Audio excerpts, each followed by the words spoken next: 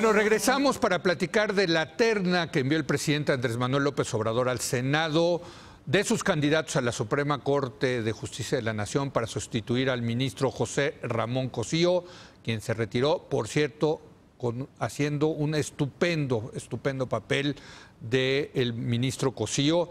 ¿Quién lo va a sustituir? Bueno, pues están en la terna los abogados Loretta Ortiz, Celia Maya García y Juan Luis González Alcántara Carrancá.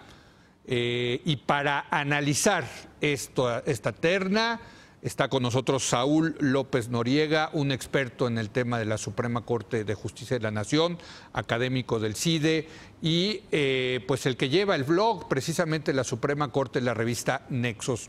Saúl, ¿cómo estás? Muy bien, buenas muchas noches. Gracias, Leo. Buenas noches. A ver, estamos hablando de la terna que va a sustituir a Cosío. Yo creo que vale la pena hacer un primer comentario de quién fue. Que no es de carrera judicial, después llegaron otros como Saldívar, Ortiz Mena y demás. Tiene un perfil o tenía un perfil enteramente académico y en ese sentido creo que en su momento Cosío fue clave para inyectar, elevar el nivel de conversación de la justicia constitucional. Sí. Puede ser que nos gusten más algunas sentencias de él y todo, pero eso es algo normal. Sí. Lo cierto es que él traía ideas frescas que planteó a sus colegas y elevó el nivel de discusión durante buena parte de sus 15 años como ministro. Un constitucionalista de primera, diríamos. Un constitucionalista de primera y formado para ser ministro, digamos. Sí. ¿Okay? Porque creo que esa es una parte muy importante. Cuando alguien se envía a la Corte, no es que sea un buen abogado para divorcios, no es que sea un buen profesor en la universidad, que eso es muy encomiable y qué bueno y demás. Necesitamos otro tipo de abogado muy particular, que es un buen constitucionalista. En la Corte, nuestra Suprema Corte, es un tribunal constitucional. Sí. No se ven cuestiones de familia a menos que sea a través del tamiz de la Constitución. No se ven cuestiones migratorias a menos que sea el tamiz de la Constitución. Y esto es muy relevante porque creo que el perfil que tienen de la terna que envió López Obrador, puede ser que sean personas muy exitosas en su carrera, que tienen como abogados su trayectoria, pero no creo que sea el perfil idóneo para la Suprema Corte, justamente. ¿Ninguno de los tres dirías? No, yo diría que no. O sea, el análisis en general de los tres es que no ves un perfil ad hoc para ser ministro de la Corte. Y doy algunos criterios, digamos. Creo que un primer criterio es que un presidente, por supuesto, debe demandar o hace sentido que mande a alguien cercano ideológicamente, ¿no? Sí. Yo quiero un ministro... Eso todos lo hacen. Todos lo hacen. La verdad. En Estados Unidos es muy claro. Yo quiero que lo interpreten de manera conservadora la Constitución. Yo quiero que lo interpreten de manera progresista. Es más, es parte, Saúl, de las promesas de campaña. Exactamente. Yo voy a enviar a candidatos de la Suprema Corte que piensen como yo. Exactamente. ¿No? Entonces, esa parte a mí no me parece, o sea, me parece que está bien. El problema es cuando la cercanía con los candidatos no es ideológica, sino partidista o militante. A ver, pero ¿cómo haces la distinción ahí? Bueno, la distinción puede ser, digamos, o sea,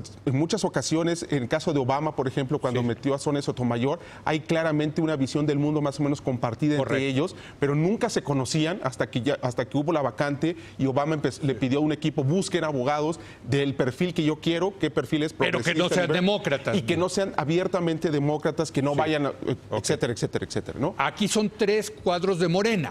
Bueno, digamos que dos claramente. Celia Maya ha intentado en varias ocasiones algún puesto de representación popular, en algún momento por el PRD, luego ya con Morena, una vez que se creó el partido Morena.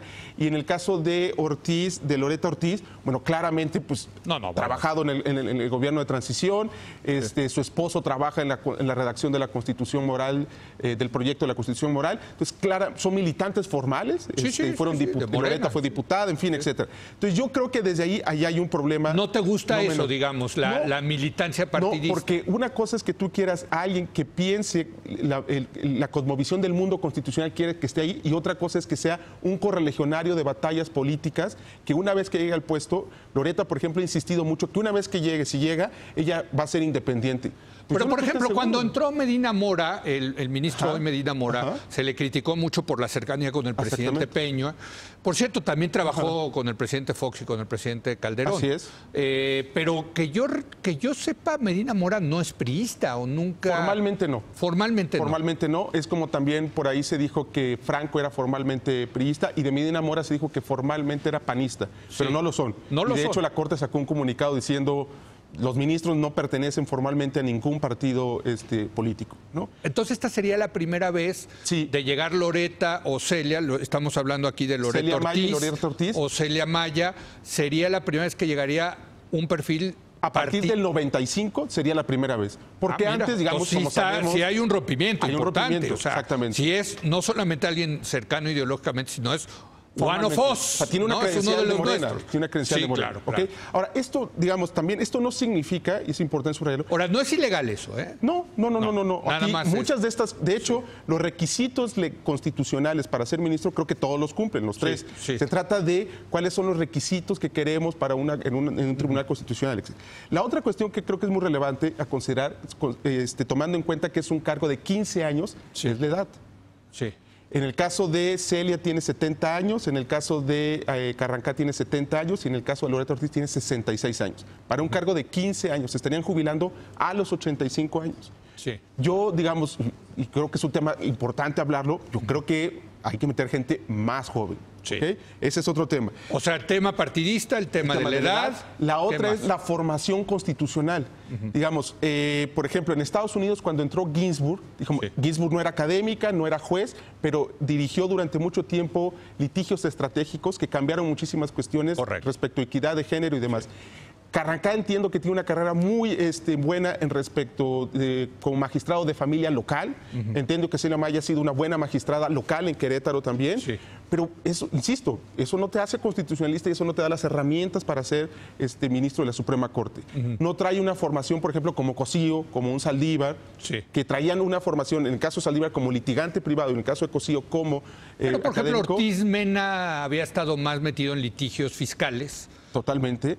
Bueno, si a mí me dicen, yo creo que no era el perfil adecuado. Ah, ok, perfecto. Nada más para ser consistente. Exacto, para ser consistente yo hubiese dicho que no. Sí. Y la otra cuestión es el tema de si ha tenido algún problema legal o problemas éticos morales. En el caso de Juan Luis Carrancá hay una acusación de la víctima. No sé si se acuerdan de este caso de Góngora Pimentel. Tuvo una pareja que tuvieron un par de hijos que desafortunadamente tenían autismo. Y entonces hubo un problema ahí respecto a la pensión y los alimentos para los hijos. Y la víctima, la exmujer del exministro, el ministro en retiro Góngora, acusó a Carrancá de que él, gracias a la amistad con Góngora Pimentel, de mover ahí el procedimiento para darle la pensión y los alimentos más pequeños o de cuantía más baja. Yo no recordaba eso, fíjate. Entonces, tienes toda la razón, cuando Carrancá estaba aquí en el tribunal ahora, con López Obrador, si no me equivoco. Esto fue más reciente. López Obrador ya no era jefe de gobierno, tendrá tal vez unos 6 años esto. Correcto, tienes razón. Yo he leído por ahí que hubo inclusive un pronunciamiento de la Comisión de Derechos Humanos del DF donde acredita que esto sucedió. Yo no he encontrado esa recomendación, pero vaya, insisto, es una acusación, lo cual no significa que haya sucedido. Pero eso le tendrán que preguntar en el proceso de ratificación. Exactamente. Que va a ser, bueno, tiene que ser ratificado por 2/3 partes del Senado, así que no facilito. Los mismos senadores que metieron la acción de inconstitucionalidad en contra de la ley de remuneraciones pueden detener la designación de ministros. Es correcto. Así de sencillo. Así es. Ahora, el presidente mandaría otra terna, si no se vuelven a poner de acuerdo, pues ahí sí el presidente nombra y se acabó, ¿no? Exactamente. O sea, el presidente lleva las de ganar, en este juego de la Corte. Exacto. Y el último criterio que yo veo es que, digamos, tienen que ser abogados, con todo lo que hemos mencionado, que hayan tenido desde la academia, desde jueces locales, etcétera, que hayan, digamos, un ministro de la Corte lo que hace no es tanto aplicar derecho, sino pensar el derecho conforme al contexto social que tiene el país. Y yo lo que vería o exigiría de los candidatos es que en cada de sus trincheras laborales hayan sido transformadores de la manera de pensar justamente el derecho. El mes pasado, en el número de noviembre de Nexos, el ministro Saldívar publicó un texto de cuáles son los retos de la Suprema Corte. Y uno de los retos que menciona es que se necesitan más sentencias transformativas. Ha tenido la Corte sentencias muy buenas. Recientemente sacó una donde exige que los trabajadores domésticos tengan seguridad social. Muy bien. Yo no veo, habría que revisarlo. Lo de la marihuana. Lo de la marihuana y muchísimas otras sentencias muy buenas. Yo no veo, habría que revisar que en la carrera de estas personas hayan tenido unas posiciones particularmente osadas. Entonces, en suma, ¿sientes que no cumple esta terna? Yo creo que no. Bajo esos criterios, bajo los criterios de Saúl López Noriega, que tiene... Inclusive no cumplen bajo los criterios de que estamos en una cuarta transformación y tenemos que repensar y hacer más osados y demás.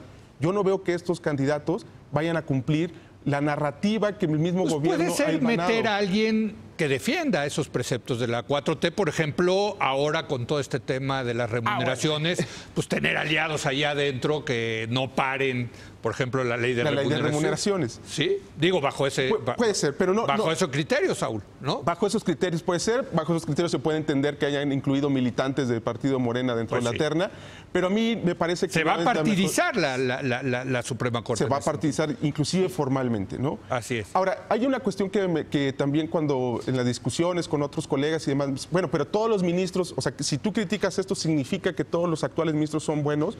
Yo creo que no. No, yo creo que no. Yo creo que ha habido muchísimos ministros o abogados que no debieron llegar ahí y que por otros azares del destino lograron colarse, pero no tenían estas credenciales ni la trayectoria para ser ministros de la Suprema Corte. Pero lo que sí hay que recordar que están sustituyendo nada menos que a Cosío. No, o sea, y además se trata pues siempre de mejorar, digamos. Si ya se coló un improvisado, pues no metamos más improvisados. Tratemos de meter gente mucho más seria o abogados mucho más serios a la Suprema Corte. Una última pregunta. Todo indica parecer que el favorito es Carrancá, ¿no? Sí, exacto. Eso es lo que se oye en los... Exacto, esa es otra cosa importante. Aunque por ahí también sale que Loreto Ortiz tiene el apoyo del senador Monreal, en fin. Okay. Pero parecería que va a ser Carrancá, todas ¿no? las ternas... Háblanos de Carrancá en particular. ¿Qué dirías? Carrancá tiene una carrera larguísima en la justicia local del Distrito Federal. Sí. Es alguien experto en derecho de familia. Yo creo que es de los abogados que más sabe de ese tema y que lleva... Sí. O sea, yo era estudiante de derecho y él ya era juez de lo civil en el Tribunal Superior de Justicia del Distrito Federal. Salvo el tema de la acusación de esta víctima y demás, entiendo que no ha tenido ningún escándalo y ha sido una carrera profesional, digamos, etcétera. Lo que a mí no me gusta es la edad y no me gusta que su expertise no sea el derecho constitucional. Bueno, y este posible conflicto. Y este posible problema. Bueno, si es cierto eso, es gravísimo. O sea, la justicia y demás, etcétera. Así es. Partamos de que es una mera acusación y si los senadores son serios en las comparecencias, se debería de resolver esa acusación y demostrar que no sucedió, en efecto. Bueno, quería preguntarte el tema de la ley de remuneraciones, pero ya no nos dio tiempo, pero te invitamos pronto en otra para ocasión, hablar, porque creo que va a dar para muchos, ¿no, Saúl? Hay que considerar que la suspensión de Pérez Dayán se tiene que leer en la carrera y en la campaña para renovar la presidencia de la Suprema Corte. También. Eso está enteramente conectado, porque nada más rapidísimo, Leo, lo que hizo Pérez Dayán en la acción de inconstitucionalidad no procede la suspensión.